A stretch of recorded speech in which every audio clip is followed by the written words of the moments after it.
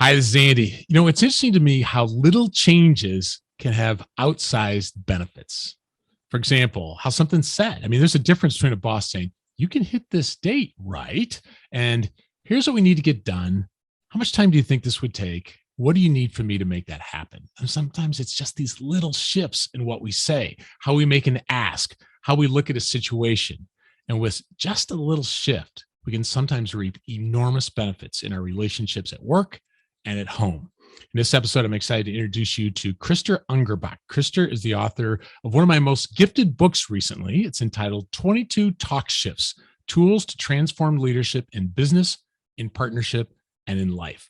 In today's discussion, Krister will share why our limited self-awareness gets us into trouble and what we can do to get better, more helpful feedback from those that we lead. He'll talk about how to improve the relationships with a micromanaging boss and how to know if we are unknowingly a micromanager ourselves. He'll talk about the difference between inspiring and motivating, including one of my favorite stories from the book. And he'll introduce you to what he calls the leader creed, which is just one of many examples from the book that you can apply at work and at home. It's an insightful discussion about a powerful book that I can't wait to share with you.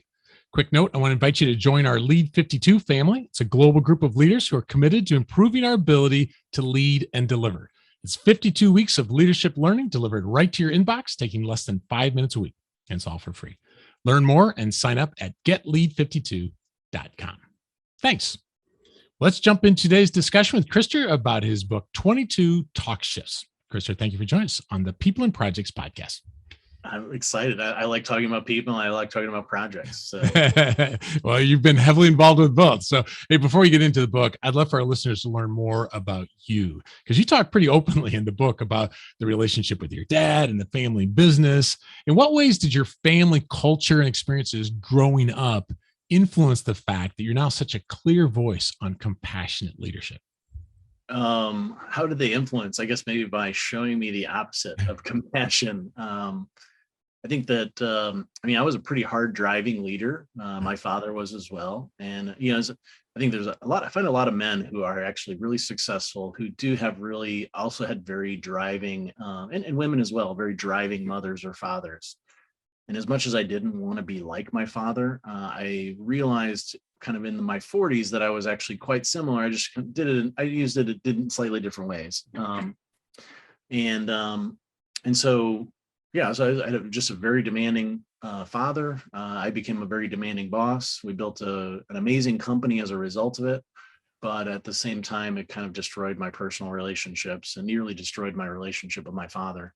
And that's where I went off and started looking for is there a different way to lead and get outsized results without being aggressive and kind of being, I wouldn't say I was actually a jerk necessarily. I was just really demanding and not very considerate of others' emotions. And so that was really what I was hoping to do, is achieve something where we can achieve the similar levels of success or higher, in fact, by having greater connection with people. So I think that, and I'll shut up in a moment, but I think the reason people followed me is because my vision was to create $1 billion company in my lifetime. And ultimately the company that I built is probably will be $1 billion company within the next 5 or 6 years, although I'm no longer involved. But what I realized is that people weren't following me because of who I was. They were following the vision. And for most of the people, probably almost all of your listeners, the reality is that pretty much like the CEO, maybe like some presidents in a company can define a vision and they can use that tool as a reason for people to follow them. Every other leader and project manager in the organization needs to be a person that people want to follow, because there's really only two tools at our disposal. Yeah, that's so good. You talk in the book about the notion of compassionate leadership and compassionate communication. Before we talk about what those mean, I think it's worth talking about, what does it not mean?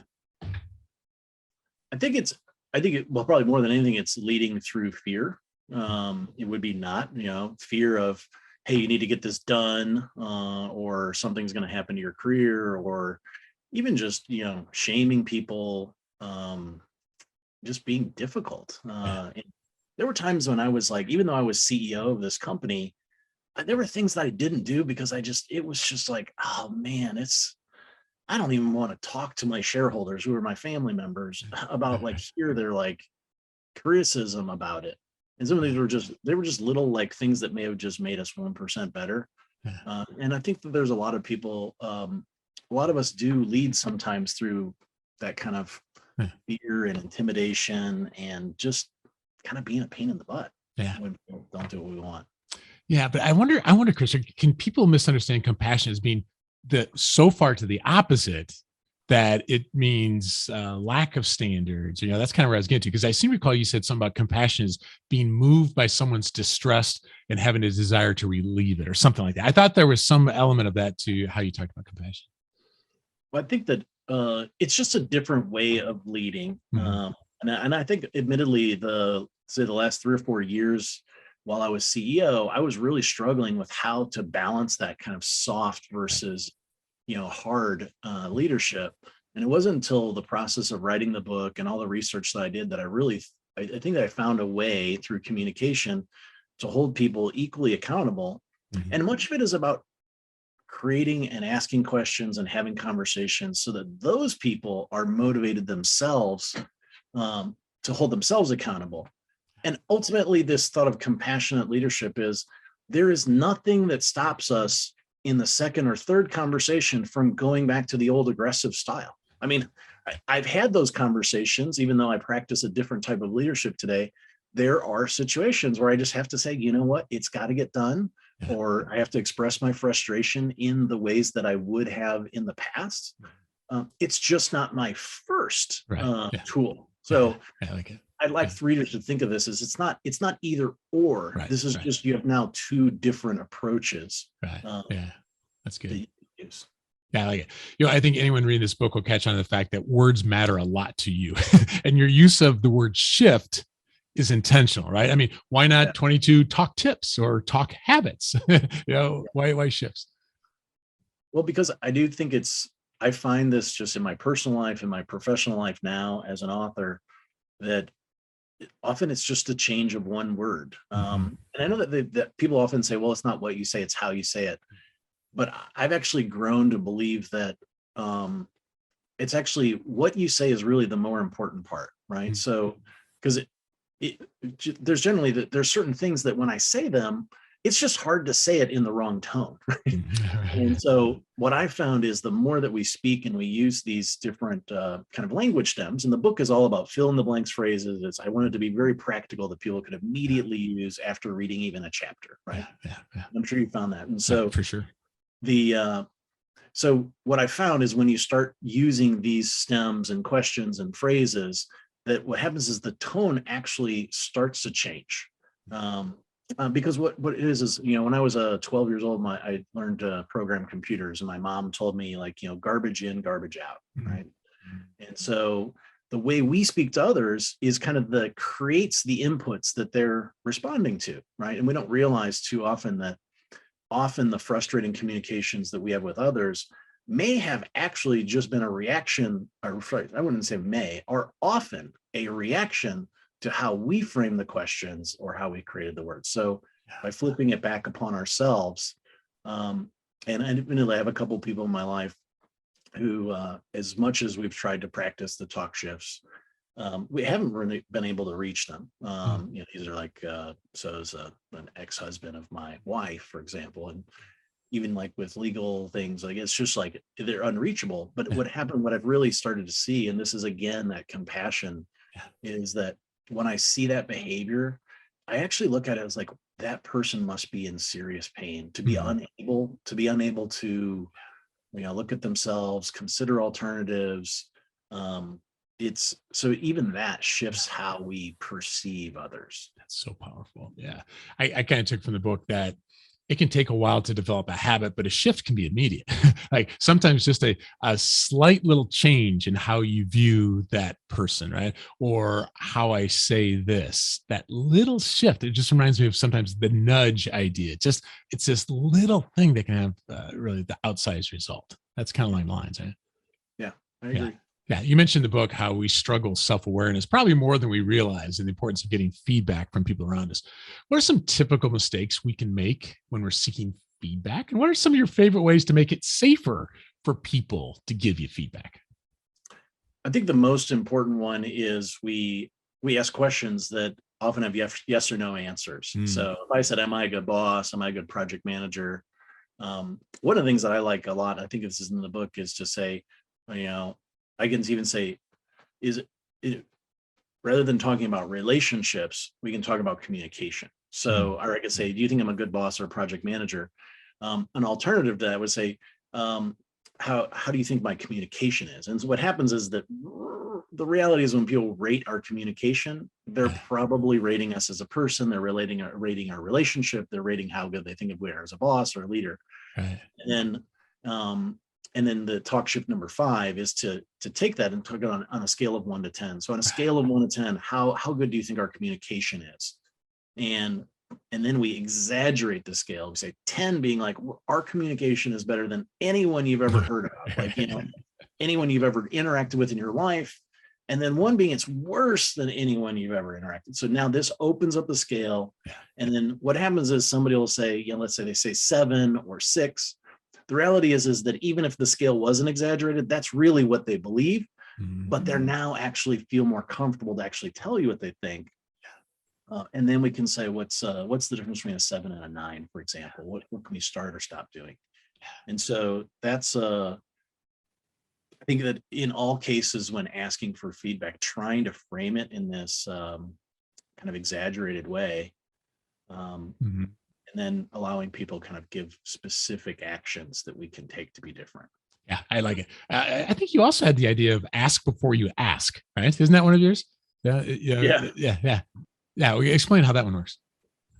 Well, I think the ask before you ask is often in the context, in my cases. So there's 2 or 3 different ways to use it. One is can be, do you mind if I ask you, or if you want somebody to be, maybe brutally honest, like, hey, if I ask you a question, would you be brutally honest with me? Like, and even if people say no in their head, they'll still probably say yes. And so what it does is it primes them for giving you more, let's say, direct feedback.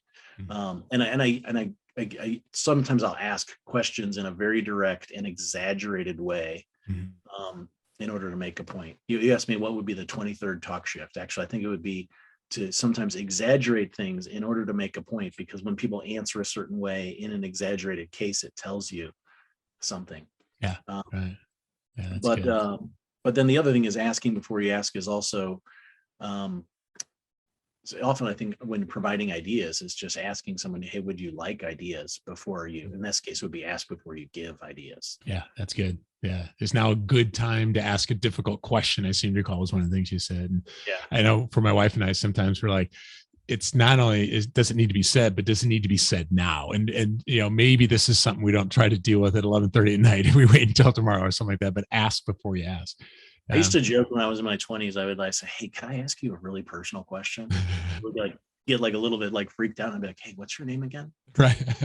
It's personal. If I forgot someone's name. Right. I like it. Let's try the other side of feedback, because I think one of the unique ideas in your book is the reverse shifts idea. I mean, providing ideas to help us apply the ideas with our boss. So giving feedback to a boss is not easy. So let's say someone listening to us reports to a manager that, in our listener's opinion, is a micromanager. Okay. And you've got a lot to say about this situation in your book, perhaps because you lived with one or worked with one, but how might you coach a listener to think through the relationship, with the boss, and if necessary, provide feedback to their boss in a way that can make this better? Yeah. Well, there's a couple different tools kind of the book can be used to address micromanagement. One is we actually have, when people buy the video book, so we did a video book format, which is pretty unique. So basically it's got all the same content, but it's, me saying the book to camera. And because I'm saying these talk shifts and you're looking into the camera, it actually gives this more direct feeling of like, what does it feel like to be spoken to, even more so than an audiobook. So if you have that, then you can actually share any chapter, even anonymously, with someone. And chapter 9, which is the one about autonomy, is the one that most frequently people have asked, hey, could I share this anonymously with my boss? But then another way, if you go more direct, if you do lead others, one way to kind of open a conversation about autonomy and micromanagement with your boss or your project manager would be to do the autonomy raise question with your people, and then tell, hey, boss, I was just doing this exercise with all the people. I've learned so much about some things where people think that I'm actually not granting them as much autonomy. And since we already covered the scale of 1 to 10, it's another tool that's based on the scale of 1 to 10. You just go to each person on your team, and you say, on a scale of 1 to 10, how much autonomy do you think I'm granting you? 10 being you feel you have more than enough autonomy to do your best work, and 1 meaning the level of autonomy is significantly impeding with you doing your best work. And then the follow-up question again is, what can we start doing or stop doing to give you a more appropriate, to be a 9 or an 8 or whatever. Yeah. So you do that and you start to learn. And the reason for that is because I was a micromanager. I knew it. And I don't think micromanagement is necessarily all bad. There are certain cases where it's actually important to be micromanagement. If you're doing something life and death, you can't just be like, well, let's hope that they get it right, the first time. And but it's still important to have a conversation about others' perception. And so the people, typically what happens is, until you have that conversation, you'll often be surprised that other people will perceive. So let's say I say that the last person to know if you're a micromanager is you. And so if you don't have the conversation and allow people to tell you what they think and what their perception of autonomy is. In my case, I was CEO, and the reason I left is because I felt that I was trying to, lead this global company with, 1 or 2 hands tied behind my back. Now I could still make, decisions up to maybe, let's say, $500,000 without board approval. But at some point you get to a size that you need to be making multi-million-dollar decisions, and basically the effort to make decisions, in my opinion, was actually higher than actually just doing the actual. If convincing someone to make the decision, if the effort to convince someone to get approval is higher than the effort to actually do the thing itself, it can get to a pretty frustrating situation. So now we've kind of established how we could do that with our team, and then now the flip side is potentially going to to our boss. And so the reverse shift is using these same questions kind of in reverse. So you could go to your boss, and regardless of whether you've done this exercise with the people around you, could go to your boss and say, hey, on a scale of 1 to 10, how much autonomy do you think that you've granted me? And allow the boss. And what you'll probably find is that nearly every boss, even the greatest micromanagers on the planet, will say, I think you're 8 or a 9. And then you say, well, how open would you be to hearing, my thoughts, on it? I like so it. I often find myself, rather than saying, do you want to know my thoughts? I would say, how open are you to hearing, my perspective on that? And then you can have the conversation in reverse. Yeah. Remind me what you had an idea called the autonomy table. Do I remember that? Yeah. And would you give an overview of how the autonomy table works? So I think that it's basically, once you determine and you're having like a detailed conversation about autonomy, it's about writing down what that looks like. Mm-hmm. And it came from actually something that public companies and many private equity owned companies put on CEOs. Where a CEO is allowed to hire someone up to, $150,000 without getting shareholder approval or board approval or whatever. And so that's something, this could actually be applied pretty much any level in an organization. So it could be, you're allowed to, most large organizations also have purchasing approval, right? So you're allowed to make a purchase up to $500 without getting approval of your boss. And, $1,000 needs to go to your boss's boss or whatever it is. So we can do the same thing with the autonomy, whether you're a project manager, like, you're allowed to, I want to know if there's any material change in deadlines for projects that are larger than this, or, you could classify your projects into high priority, or even your tasks, high risk tasks, low risk tasks. So you can basically have some of those start to write down that these are things that I'd like more frequent updates about. Another thing that I often look at in terms of autonomy, it's about the frequency of updates that you'd like, changes to the approach. And the more you can kind of separate things, either in terms of risk, also it's someone's experience with having done something. I tend to find that when I would have a project manager, so if I was leading project managers and they had 5 or 6 projects that they were working on, actually, these wouldn't necessarily be projects. They could be anyone. If they have 4 or 5 projects that we're working on, rather than necessarily spending an hour and let's say for sake of numbers, if they had 10 projects and we had a 60-minute meeting, rather than spending 6 minutes on each one, I would say, let's spend this week and let's spend 50 minutes talking about one of these projects. And assuming that many of the learnings that we, in the questions I'm asking about this one, I don't necessarily have to ask them about the other 9 projects, because, probably if I just set the tone to say, these are the same questions that I would ask you about the other 9, and I don't know which one we're going to talk about next week, but maybe consider these questions. Yeah.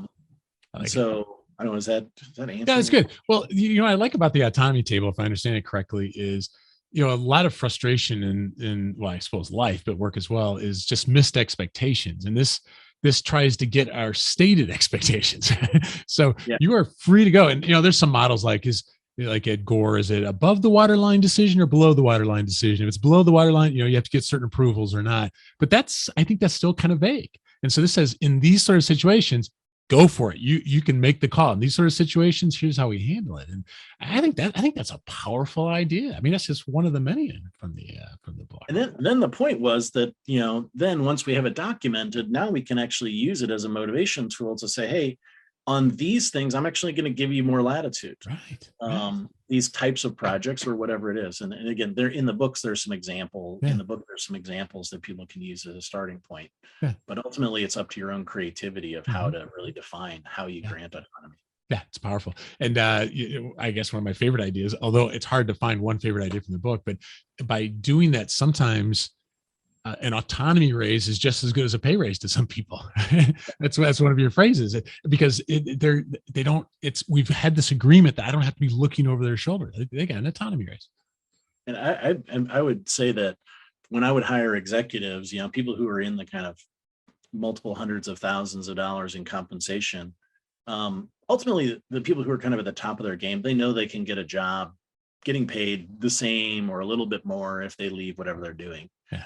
And so what I found is that's what's more motivating for them, and actually they're more concerned about when switching to a new company or a new role, is how much autonomy am I going to have? And it's not really about the compensation, because they know, I mean, whatever, you take your favorite baseball player or football player or whatever, like they know that they could get the same, if they're the best one in the league, they know they can get the same compensation if they go elsewhere. It's good. You mentioned in the book that inspiring is different than motivating. In fact, your story about Michael Porter is so moving. So I'm wondering if you'd be up for sharing that story and what we can learn from it about being inspiring. Yeah. So what I actually don't share in the book is that his name's Matthew Porter, but Matthew Porter is actually a close friend of mine. Yeah. And so he ran a 104-mile ultra marathon. This is now about 3 years ago. And it was continuous. So like over a 20-30 hour period, whatever it may be. And so he has MS. He was diagnosed with a very serious case of MS 3 years prior. And after he did this, and he kind of raised money on kind of an ad hoc charity campaign. And so it was a little bit, somewhat mini viral on social media, at least in some circles. And he got some letters from people that were actually, most of them, they were like, oh my God, that's so amazing and so inspiring. But he also got some letters from at least one person who said that they were angry. And it turns out there was a woman, she was diagnosed. She said, I was diagnosed with cancer like 10 years ago and I gave up. And you took away my excuses. And ultimately, I think that was really what inspired me to do my own ultra marathon. Here I'm like, I don't have MS, and I've never even done a half marathon or even a 5K in my entire life. Like, how could I say that that's beyond the realm of possibility? And it led me to this realization that rather than kind of motivating people with, whatever, ping pong tables and pizza parties, which we did throw a lot of those when I was CEO, I was like, the best way to motivate people is to do something inspiring. And people want to follow people who are doing inspiring things. And sometimes that inspiring it's not necessarily about doing something amazing. You can just inspire people with your kindness. You can inspire people with I remember I had a situation where we had a very difficult customer in Austria once, and this CEO was actually kind of he was kind of a jerk. In fact, all of his people kind of he would call those people down a table and like he would just berate them publicly, like all of his executives. And we were the fortunate recipients of one of those meetings because we had some, I don't know, some problems with technology biz back 20 years ago. And he was like, you have this as your problem. And he was yelling at the person who was our project manager on this software project. And I just stopped him in front of all of his team. And I said, hey, this is not our problem. This is not my problem or your problem. This is our problem. So, we've been talking for the last 30 minutes about basically just yelling and screaming about, like, what are we going to do about it? And there was just this silence in the room because I think none of his people had ever actually seen someone, none of them had ever spoken back to him, let alone see a supplier speak back to them. And the whole conversation shifted. I didn't do it in an angry way. I just said, hey, like, what are we going to do about it? What are we going to do going forward? And that particular project manager who worked for me at dinner that night, she was like, you protected me. And, you kind of stood up to the person who was, this person was really kind of terrorizing her. It was like a 60-year-old man, and the project manager was just a relatively young woman, like 24, 25 years old. It was not fair. So. It's a good example, though. The phrase used in your book, if I remember right, is if I were 10 times more courageous than I am, I would fill in the blank. And so one application of that might be, I might push back on my boss. And pushback doesn't mean be a jerk. It just means I might speak up and defend my team, right? And so that could go from ultra marathons to jumping out of planes to just speaking up, right? If I were 10 times more courageous. Well, and I think that there's also, I see a lot where people are really frustrated with a boss or a partner, or, someone in their family, a parent. And if you're not speaking up, then you're an accomplice in that. Right. So, and I have this with some family members where they have some individuals that are like, oh, we have a great relationship. And I know that given the information that individual has, that's probably a fair conclusion for them to come to that conclusion, because they actually haven't heard the people who are frustrated in that relationship haven't actually voiced their concerns. Now, that gets to a whole other thing of like, they're not voicing their concerns because they're afraid, which is still the behavior of that person. But ultimately, if we're not courageous enough to speak up, then we do need to look in the mirror and say, hey, part of the problem here is me. Yeah. You actually have as the footer for your emails, the how do you pronounce it? Bon courage, or bon, like this idea of being more courageous is I think a key, like almost like value for you, isn't it? Yeah. Well, it's for me, it's so bon courage is a French phrase. And I built businesses in France and lived there for 3 years. So it also just brings back good memories, French in general. Sure. Not so much as German. I lived in Germany for 3 years and learned German. I don't have any German phrases that really inspire me. But and so bon courage is it means good luck. But it only means good luck. There's another phrase in French called bonne chance, which also means good luck. And that's like if you're going to a casino, good luck, fortune. Yeah. But bon courage only means good luck when there's like something around like heart or courage, or there's a big obstacle or ordeal kind of standing in your way to success. And in that case, good luck, bon courage is like basically like, good heart. Yeah. So it's a different connotation. Yeah, that's good. Here's a scenario that has happened in the Kaufman home here. Okay, so I'll say, hey, Joash, would you please come help me empty the dishwasher? And so let's say my 10-year-old son is deeply engaged in something like his Legos. Now, a couple times, Krister, he smirked and said, do I have a choice? And you talk in the book about giving people permission to say no. So what are some ways to make better requests in that regard? Well, one, I think not framing it as a question if it's not a question. Right. Just simply saying, please empty the dishwasher, or Right. empty the dishwasher. Yeah. If you want to be more direct. Mm-hmm. But it is having a conversation, in a more of a work context, or let's say it's, two things: recognizing that empty the dishwasher. let's say you've got something like, so I've got somebody in my personal life who I'm like, I think that maybe like going to like seeing a counselor or something might be a good thing. And I can say, hey, would you be open to seeing a counselor? Or I could say on a scale of 1 to 10, how open would you to be to seeing a counselor? And then when they say whatever number, then I can say, or I could say, well, what concerns or objections would you have with going to see, to talk to somebody about this situation?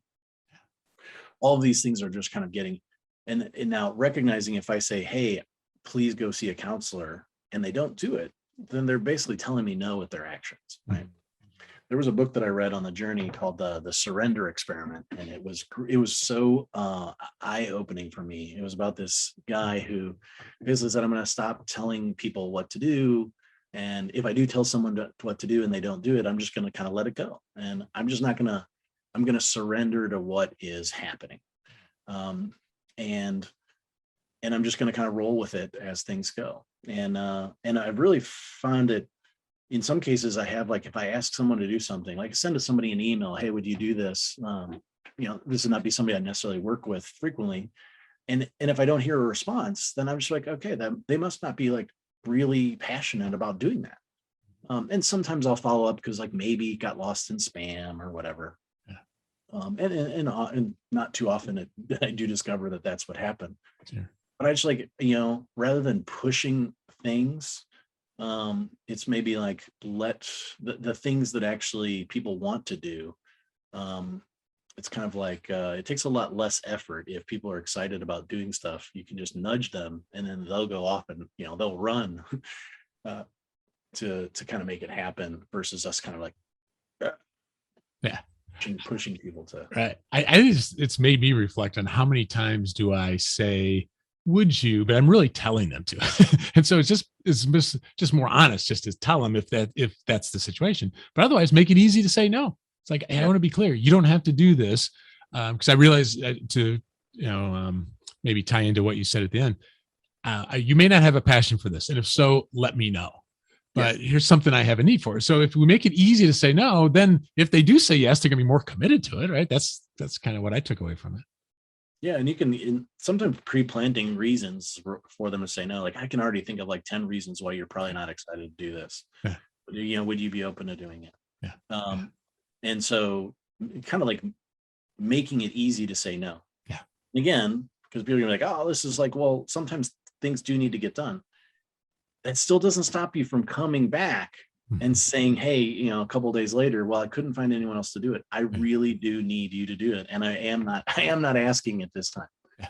I am saying it needs to be done by you.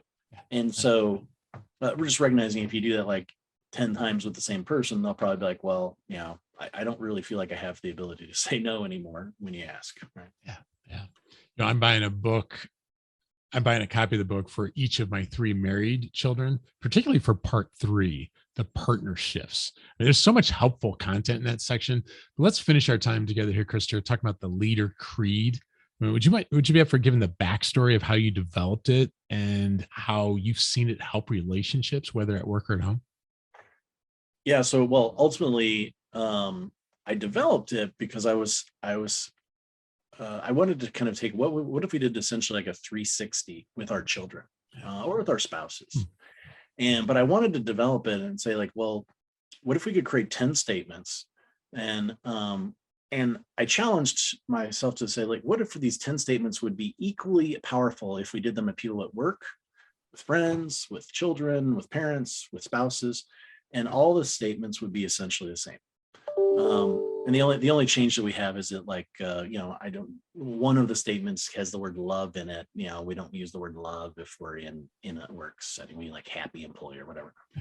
It was actually inspired by a story while I was on the journey, I interviewed 2 marriage counselors, a husband and wife marriage counseling team, and they had been doing. They were both in their 70s, so they have something like 50 years of marriage counseling experience between them. And I said, what is it that unhappy husbands and wives have been saying on your couch for decades? And they told me 4 different things.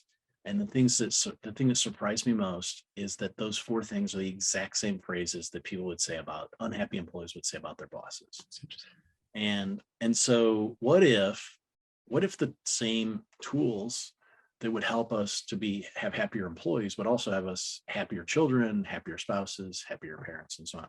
Yeah. And so, we developed the 10 statements, and you sit down with your child or your spouse, maybe like, I apologize, I recognize when I hurt you, and I apologize when I do. And on a scale of 1 to 10, how am I doing on this? What can I do to improve? And there's a simple worksheet you can use on the website or in the book. And it's really what we found is that you can use these same statements. I encourage you. I don't criticize you. I build you up rather than tear you down. They're very simple 1-sentence statements that I wrote it because I wanted to say the test for me is if my father had done this with me when I was young, would we have had a good relationship? And I had a hard time convincing myself that we wouldn't have had an amazing relationship if we had done it kind of every year. And so it's an exercise I do with my children every year on Father's Day. Kind of a little bit just the act of doing the exercise reminds me, and the children kind of hold me accountable. Like, hey, you said you were going to do this to be a better dad. Yeah, that's good. So annually, would you think it would be a kind of a good cadence for a family member? Would you say? Yeah, I think for a family member, and it's also in a work context, it could be done on anniversary or in really any time. I do think it's valuable to potentially do it with multiple people at the same time rather than kind of rotating throughout the year. But ultimately, simply doing the exercise is probably 90% of the benefit. How you do it or how frequently you do it is probably less important. Yeah, that's good. Well, for those listening, we have barely touched the insights from Krister's book. I strongly recommend you get a copy of 22 Talk Shifts. I put links to the book and the book's website in the show notes for this cast. So, Krister, thank you for joining us on the People and Projects podcast. Thank you.